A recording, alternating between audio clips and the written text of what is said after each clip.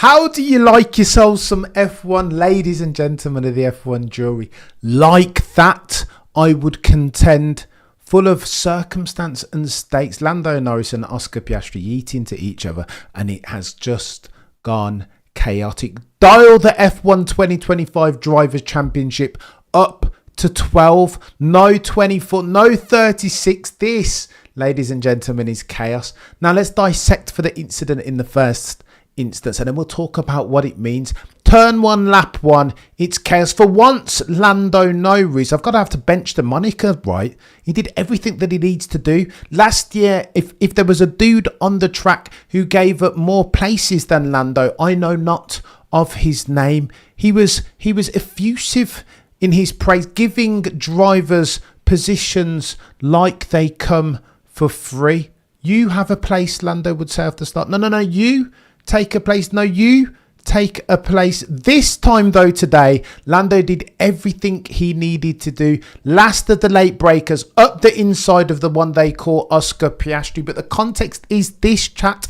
Zach Brown et al. Andrea Stella keep putting their finger on the competitive landscape scales. And there was only going to be a matter of if and not when and not if, that the racing gods turned their back on McLaren. And today, ladies and gentlemen, is that day. Imagine Lando, how he must be feeling.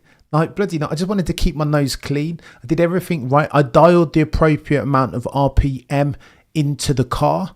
I nailed it. Last of the late breakers, super aggressive. They said I couldn't do it, and he did it. But what happened, chat? What happened is, as is always will happen in Formula One, that there will be wheel banging. There will always be wheel banging. Listen, if you have two number ones in the car, not the two of them can't have the Drivers' Championship, chat.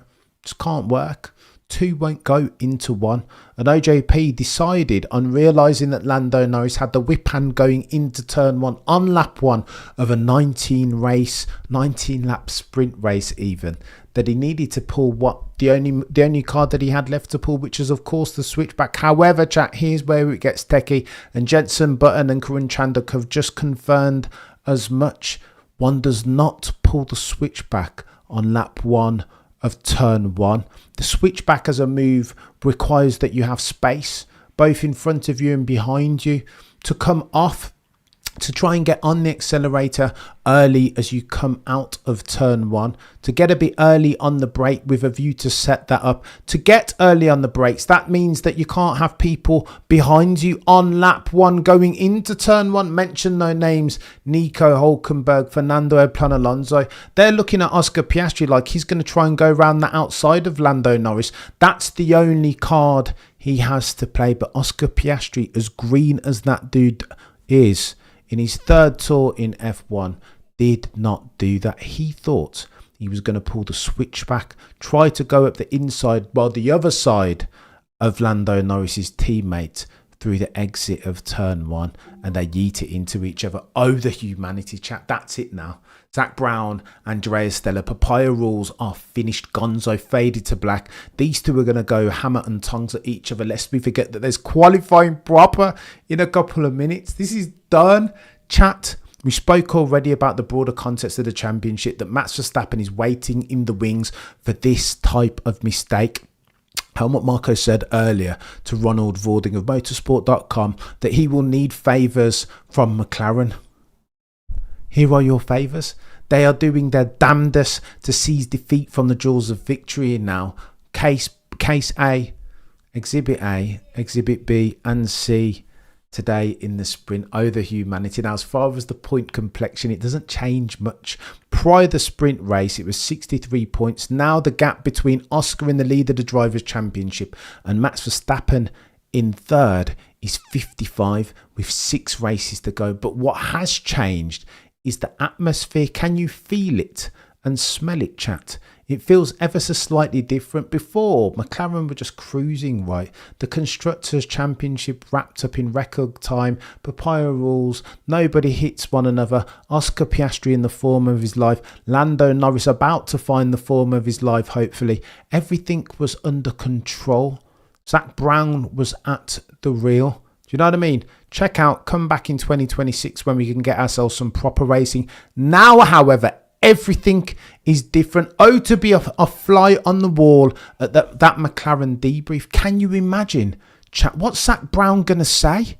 Oh, just the racing incident. Do you know what I mean? Clean racing. Do you remember? That's what Zak Brown said last race when it was Lando Norris yeeting it into Oscar Piastri. Are we going to play consistency games now, Zak Brown?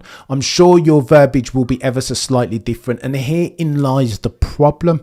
Lest we forget, OJP has as his manager Mark Webber, whose career fell foul at each and every single turn of favouritisms. Don't think for a second that Mark Webber's going to have that now of his charge OJP. No. Oscar's going to have to roll up his sleeves and get his elbows out properly, notwithstanding the embarrassment on the back of the sprint race. He did the wrong thing, chat. Let's be honest and have it right. Was it a racing incident? Of course.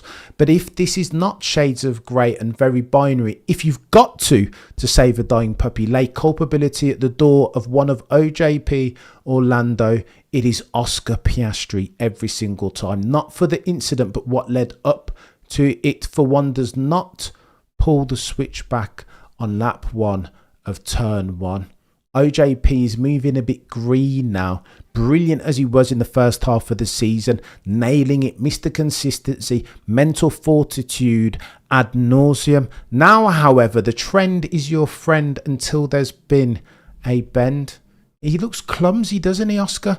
Now he looks young. Now he looks all of a sudden where he looked like a veteran previously of 7 or 8 F1 season tours. Now you can see that he looks a bit junior, a bit amateur. Now he's showing his inexperience. I'm not sure that OJP, listen, OJP, of course he can win a championship still. He's still got 55 points to the good. Of course. Does he need to play a bit of defence? Of course he does. Does he need to go and gather himself? 1000%, but over and above everything else, he needs to start overtyping whatever Zak Brown and Andrea Stella are telling him. I bet my bottom dollar, lest we forget, Zak Brown's verbiage after the Singapore Grand Prix was that racing was hard but fair.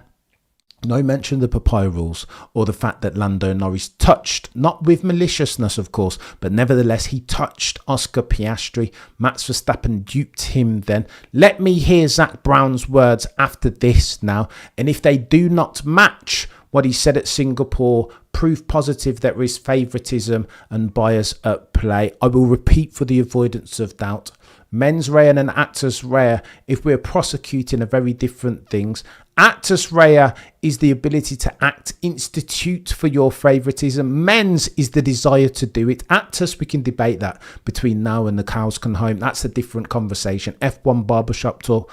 But mens rea, after having seen all of the Lando Norris adverts, Ralph Lauren, bloody FX4, like all of these things, Lando Norris is a commercial behemoth. And if you are Zak Brown, the CEO, and you'll be looking to renegotiate some contracts with some title sponsors, bearing in mind they've just sealed themselves the constructors in record-breaking time. There is one of those drivers in that papaya-coloured car who you will want desperately to win themselves a championship, exponentially more than the other. That chap will have a name, and his name is Lando Norris. Back in a couple of hours for some qualifying. How, ladies and gentlemen of the F1 jury, do you like yourselves some F1?